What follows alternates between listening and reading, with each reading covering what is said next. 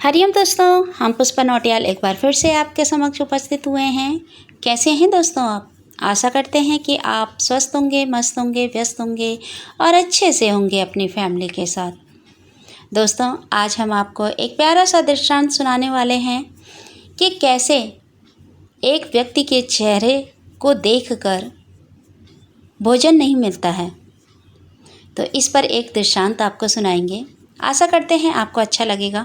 दोस्तों, अगर आपको अच्छा लगता है तो आप लाइक, शेयर और सब्सक्राइब ज़रूर कीजिएगा बेल आइकन के साथ, ताकि सबसे पहले आपके पास हमारी वीडियो पहुंचे और आप हमारी वीडियो को एंजॉय कर सकें। ठीक है दोस्तों, ज़्यादा से ज़्यादा लाइक कीजिए, कमेंट्स कीजिए। आपके लाइक और कमेंट्स हमारा उत्साहवर्धन करते हैं, हमको मोटिवेट करते हैं। तो अपने लाइक और कमेंट्स मत छोड़िए, करते रहिए और साथ में सब्सक्राइब भी करते रहिए। हमारे सभी बड़ों को सादर प्रणाम, छोटों को हम जोलियों को खूब सारा स्नेह। आप सभी का हमारे चैनल पुष्पा भक्ति रस में बहुत बहुत स्वागत है, अभिनंदन है, स्नेह है, प्रेम है। दोस्तों, चलिए ज़्यादा बात नहीं करते हैं और अपनी कहानी सुनाते हैं, अपनी कोई एक स्टोरी आप तक पहुंचाते हैं। एक गांव था, उसमें बहुत हलचल थी। हलचल ये थी कि वहाँ जब भी सुबह उठा जाता था, जब भी सुबह लोग, जैसे सुबह होता ही है, लोग उठते हैं तो होता है ना किसी का चेहरा सामने पड़ जाता है। तो सामने पड़ते ही होता है कि उसके चेहरे को देख के हमारा दिन कैसे चला जाता है। ऐसे लोगों की भावनाएं होती हैं। ऐसे लोग सोचते हैं कि फ़लाने के चेहरे को देख के आज का दिन हमारा अच्छा नहीं गया। इस तरह से रोज़ कहते हैं ना। इसी तरह से एक व्यक्ति था, तो जब भी लोग उसके सामने जाते थे सुबह सुबह, उसका चेहरा देखते थे तो उनको भोजन नहीं मिलता था। पूरे दिन भर उनको खाना नहीं मिलता था। अब वो कारण चाहे जो भी रहा, जो भी होता रहा होगा, लेकिन उनको ये लगता था कि इसका चेहरे देखने से हमको खाना नहीं मिलता है। सारे लोग परेशान थे, पूरा गांव परेशान था, हलचल हो रही थी। फिर एक मीटिंग हुई, बुलाया गया सब लोगों को, एक साथ बैठे सारे लोगों ने आपस में बात की कि क्या किया जाए। आखिर हम लोग तो बहुत परेशान हो जाते हैं, इसकी शक्ल देख के ही परेशान हो जाते हैं। इसको अपने गांव से या तो बाहर करना पड़ेगा, यहाँ से हटाना पड़ेगा, नहीं तो ये हम लोगों के लिए अच्छा नहीं है। बहुत ही बेकार शक्ल वाला है ये। भगवान ने पता नहीं कहाँ से इसको हमारे गांव में भेज दिया, कहाँ से हमारे गांव में इसको पैदा कर दिया। सब लोगों में आपस में बात होती गई कि किस तरह से इसको गांव से बाहर किया जाए। अब फैसला कर रहे थे, आपस में बातचीत हुई, वार्तालाप हुई, तो उन्होंने सोचा चलो पास ही में राजा रहते हैं, वहाँ इनको ले जाया जाए। वो सब पकड़ के उसको वहाँ ले जाते हैं, राजा जी के पास ले जाते हैं। राजा से कहते हैं कि महाराज, हमारी परेशानी दूर करिए, क्योंकि ये जो लड़का है इसके शक्ल देख देते हैं सुबह सुबह, हर कोई जो भी उठता है और इसकी शक्ल अगर दिख जाती है, उसको भोजन प्राप्त नहीं होता है, वो भूखा रह जाता है। हम लोग बहुत परेशान हो गए, अब आप ही बताइए हम क्या करें। उन्होंने कहा परेशान मत हो, निकालते हैं कुछ सॉल्यूशन, निकालते हैं, बैठते हैं, चर्चा करते हैं इस पे। सब लोगों ने कहा नहीं राजा, कुछ तो कीजिए, महाराज कुछ तो कीजिए, हम इतने परेशान हो गए हैं, हम नहीं चाहते या तो इनको गांव से निकाल दो, कहीं दूसरे गांव में इसको भेज दो, कहीं दूसरे शहर इसको भेज दो, लेकिन इसे हमारे गांव में मत रखिए। हम लोग बहुत परेशान हो गए हैं, हम नहीं चाहते कि ये हमारे गांव में रहे। राजा ने सोचा, राजा ने कहा ठीक है, देखते हैं क्या किया जाता है। राजा ने कहा इसको यहीं छोड़ दो, तो उसको वहीं छोड़ दिया गया। अब राजा ने फैसला किया। राजा ने सोचा कि लोग इतना कह रहे हैं, इतना लोग परेशान हैं, तो थोड़ा सा चेक तो करना ही पड़ता है। तो उन्होंने सोचा कि क्यों ना परीक्षा ली जाए, चलो हम भी देख लें इसको। कि क्या सच में ऐसा होता है। राजा ने कहा कि चलो तुम हमारे यहाँ चलो और जहाँ मैं सोता हूँ तुम्हें वहीं सोना है। राजा अपने शयन कक्ष में उस व्यक्ति को ले जाते हैं और कहते हैं कि चलो तुम यहीं सो जाओ आज। उसको वहाँ सुलाते हैं। जब सुबह होती है, उठते हैं, तो उठने के बाद होता क्या है, पहले नींद राजा की खुलती है। राजा उठते हैं, तो जैसे ही राजा उठते हैं तो राजा ने देखा वो सो रहा है। वो सो रहा है और उसके चेहरे को देखा, उसकी सूरत को देखा, उसकी सूरत पे नज़र पड़ी। फिर उसको उठाया, उठो, उसको उठाया, फिर अच्छे से उसकी शक्ल देखी। कहते जाओ अब हमारा काम हो गया है, देखते हैं, जाओ तुम अपना कुछ भी काम कर लो, बाहर जाओ और कुछ काम कर लो। वो चला जाता है। अब क्या होता है कि राजा की व्यस्तता इतनी ज़्यादा होती है, इतनी ज़्यादा व्यस्तता होती है, इतने ज़्यादा वो बिज़ी हो जाते हैं कि उनको खाने का टाइम नहीं मिलता। खाना खाने का टाइम जब उनको नहीं मिलता तो सुबह से दोपहर हो जाती है, दोपहर से शाम हो जाती है। भूख भी उनको बहुत लगी होती है, लेकिन व्यस्तता इतनी ज़्यादा थी, इतना वो बिजी थे कि वो खाना नहीं खा पाए। उनके मन में बात चली कि अरे गांव वालों ने कहा था कि इसकी सूरत जो भी व्यक्ति देखता है उसको खाना नसीब नहीं होता है। राजा ने सोचा यही हुआ, इसका मतलब वास्तव में ये बात सच्ची है। आज हमको भी खाना नहीं मिला, सुबह से और शाम तक हमको खाना नहीं मिला।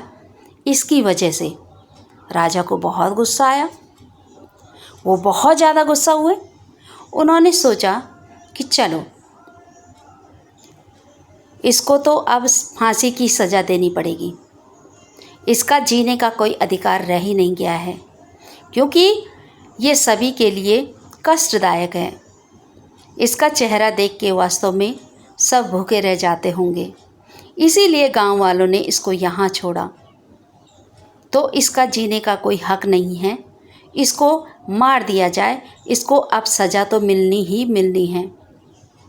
वो सबको बुलाते हैं, अपनी प्रजा को बुलाते हैं, राजा उस व्यक्ति को भी बुलाते हैं और कहते हैं सबके सामने कि इसको फांसी की सज़ा दी जाए, इसको कल फांसी की सज़ा दी जाएगी। इसका आज ये आखिरी दिन है यहाँ पे, इसको जो चाहिए जैसा चाहिए इसको दो, खाने पीने का, रहने का, जैसा इसको रहना है ये वैसे रह सकता है यहाँ पे, लेकिन इसको अकेले कमरे में रखो जहाँ कोई इसकी शक्ल न देख पाए। ऐसा किया गया, उसको एक कोठरी में बंद किया गया, वहीं वो सोया, उसी को खाना दिया गया। सुबह उठते ही कहा तुम्हें फांसी की सज़ा मिलेगी, अब तुम बच नहीं पाओगे, बताओ तुम्हारी आखिरी इच्छा क्या है, तुम अपनी आखिरी इच्छा बताओ। राजा कहते हैं, वो हाथ जोड़े खड़ा रहता है, वो कहता है राजा हमारी आखिरी इच्छा तो कुछ नहीं है, लेकिन हाँ मैं आपसे एक बात कहना चाहता हूँ, क्या मैं आपसे कुछ कह सकता हूँ? तो उन्होंने कहा हाँ हाँ कहो कहो कहो, हम तुम्हारी बात सुनेंगे। तो उस व्यक्ति ने कहा कि राजा आप नाराज़ मत होना, लेकिन आप से एक बात ज़रूर कहेंगे कि आपने हमारा मुंह देखा, आपने हमारा चेहरा देखा, हमारा मुख देखा आपने सुबह सुबह, तो आपको सुबह से शाम तक भोजन नहीं मिला, इसलिए आप गुस्सा हो गए और आपने हमको फांसी की सज़ा दे दी और अब हम फांसी पे लटकाए जाएंगे। लेकिन राजा एक बात ये है कि हमने आपका चेहरा देखा सबसे पहले, सुबह उठ के सबसे पहले आपका चेहरा देखा, और आपका चेहरा देखते ही हमें मौत मिलने वाली है, हमें फांसी पर लटकाया जा रहा है। अब हम इस दुनिया में नहीं रहेंगे, अब हम मर जाएंगे। तो हमारा चेहरा ज़्यादा नुकसानदायक है या आपका चेहरा ज़्यादा नुकसानदायक है? राजा ने सोचा, अरे ये क्या कह रहा है? राजा ने कहा, फिर से बोलना, जरा फिर से बात करना। तो क्या बोले तुम? उस व्यक्ति ने मुस्कुराते हुए कहा, महाराज, आपने मेरा चेहरा देखा तो सुबह से शाम तक आपको भोजन नहीं मिला, ये आपका कहना है, जबकि आप तो अपने कार्यों में व्यस्त थे, इसलिए आपको भोजन नहीं मिला। लेकिन हमने तो आपका चेहरा देखा और हमको तुरंत फांसी की सज़ा सुनाई गई और अब हम फांसी पे लटकाए जाएंगे। अब हमारी मृत्यु हो जाएगी। अब हम यहाँ रह नहीं पाएंगे, इस दुनिया में रह नहीं पाएंगे। तो आपका चेहरा ज़्यादा नुकसानदायक है या हमारा? आप ही बताइए, आप ही फैसला कीजिए महाराज। अब हम इससे ज़्यादा कुछ नहीं कह सकते। उनको ये बात बहुत सच्ची लगी और उनको लगा वास्तव में ये बात है कि हमने इसका चेहरा देखा तो हमको खाना ही तो नहीं मिला, सुबह से शाम तक नहीं मिला, क्योंकि हम काम कर रहे थे, इतना व्यस्त थे, इसी वजह से हमको खाना नहीं मिला और हमने इसको कह दिया। लेकिन ऐसा भी तो है, वास्तव में ये बात तो सच्ची है, इसने मेरा चेहरा देखा था और मेरा चेहरा देखा था तो इसको सज़ा सुना दी, चाहे हम ही ने सुनाई, लेकिन इसको फांसी की सज़ा सुना दी, तो इसकी तो मृत्यु हो जाएगी। तो चेहरा तो ज़्यादा हमारा ही बेकार हुआ इसका मतलब।